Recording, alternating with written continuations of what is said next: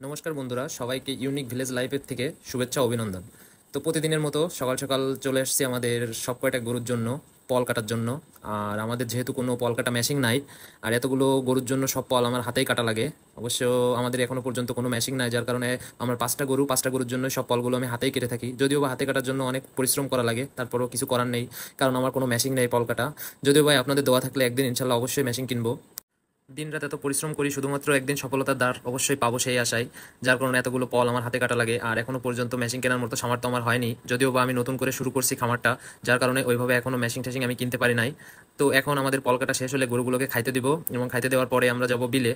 তো যাই হোক, আমাদের পল কাটাগুলো শেষ হয়ে গেছে। এবার গরুগুলোকে সব একে একে একে পলগুলো দিয়ে দেবো, এবং সবগুলো পল আমরা ভালোভাবে মাখাই দেবো, যাতে ওরা ভালোভাবে খেতে পারে। তো আমরা নর্মালি আপনার দুপুরবেলা গরুগুলোকে মাখা দিয়ে থাকি, যেমন আছে আপনার খোল, কুড়ো, ভুসি, এগুলো দিয়ে ওদের পলগুলো মাখায় দিই। আর এমনিতে সকালবেলা প্রতিদিন আমরা ওদেরকে দানাদার খাদ্য দিয়ে থাকি, যেমন যেগুলো হচ্ছে আপনার সকালবেলা জলের সাথে করে আমাদের বাড়িতে বাড়িতে তৈরি করাতে যে দানাদার খাদ্যগুলো, সেগুলো ওদেরকে দিয়ে থাকি। আর প্রতিদিন দুপুরবেলা এই খড়গুলো দিয়ে আমরা ওদের ভালোভাবে মাখাই দিই। আর ঘাসগুলো দিয়ে থাকি সাধারণত আমরা বিকালের সময়।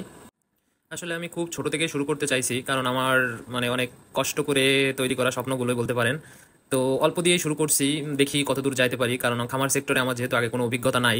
তো যার কারণে আমি অল্প থেকেই শুরু করছি। আর এই যে গরুগুলো দেখতে পাচ্ছেন, এই সব কয়টা গরুই কিন্তু আমাদের বাসার গরু ছিল, আমাদের এই গরুগুলো সব আমাদের আগে থেকেই বাসায় ছিল, নতুন করে আমি কোনো গরু কিনি নাই। এগুলো সব আমাদের বাড়ির গরু। আর আমি যেহেতু প্রথম অভিজ্ঞতা নেই যেহেতু কোনো, যার কারণে আমি এইখান থেকেই শুরু করছি। তো ইনশাল্লাহ একদিন আস্তে আস্তে বড় কিছু করব, সেই আশাতেই যাত্রাটা শুরু করছি। তো দেখা যাক কতদূর আগাইতে পারি। তো আমরা এদেরকে খোল দিই প্রথমে, বিচালিগুলো দিয়ে, তারপরে খোলের সাথে দিয়ে ভালোভাবে ভিজাই দিই, এবং তারপরে ভুসি, কুড়ো এবং আমাদের যে বাড়িতে তৈরি করাতে যে দানাদার খাবারগুলো, সেগুলো দিয়ে আমরা এদেরকে ভালোভাবে মেখে দিই।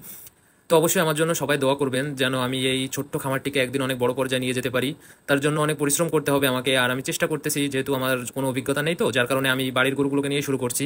তো ইনশাল্লাহ একদিন আমি বড়ভাবে, এবং অন্যান্য গরু যেগুলো, আমার একটা স্বপ্ন আছে যে আমি, এগুলো অবশ্য আমাদের সব দেশি গরু, কিন্তু আমার একটা স্বপ্ন আছে যে আমি অনেক বড় গরু করব।